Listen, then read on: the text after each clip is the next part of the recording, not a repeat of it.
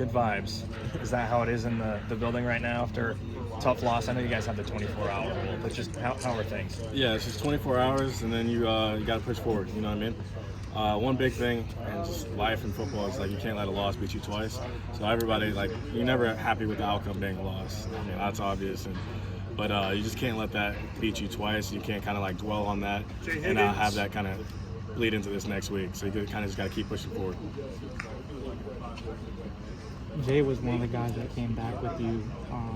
Just curious, since he made that decision, what have you seen out of him? I mean, just intentionality. You know what I mean? I think like everything's been intentional.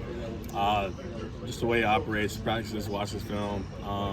Just one of those guys who just believes in this program, and he's just the epitome of Hawkeye football. I think coming into this culture last year, you kind of like learn a lot about like what the standard is here, and I think he epitomizes the standard.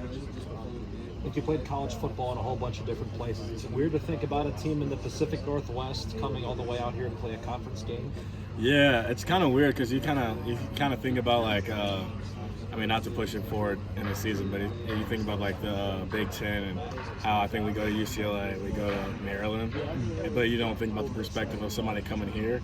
So I think that was kind of interesting for me to think about how they're coming here all the way from from Washington.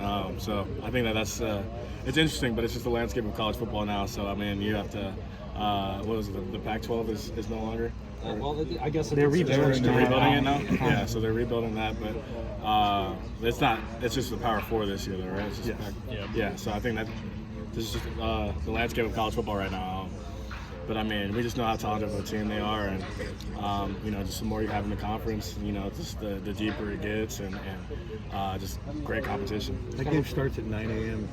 Pacific Coast time. They're going to be 9 a.m. Pacific time. They're going to be playing. Yeah, I think it's interesting. I mean, it's just one of those things. I mean, I'd like to you never know what their practice schedule is like. You know what I mean? So if they're a morning outfit, it probably works well for them. You know what I mean? So I mean, regardless of what time it is, it's just those guys are going to be ready to play. Those guys were in the national championship last year, so they're an unbelievable team. They got some dudes on tape that pop out, so just have to be ready for that, and they're going to come out humming, and they're coming off a huge win, so I know that they're going to come out swinging. What are some of those? Who are some of those dudes that you see on tape that stand out? Yeah, I mean, I think it starts off with the running back. The running back, he's violent. You know what I mean? He runs violent, lowers his shoulder, makes plays, and I think a couple weeks ago when they were playing Rutgers, I mean, he really stood out to me when I was just watching, just as like a fan. Yeah, like it was a Friday afternoon, and I was just like watching football. So, and I was just like, he's sticking out to me, and now I'm up against him this week, so it's kind of one of those things where I'm like, he's a dude. The quarterback, he's a ball player. The tight end, huge.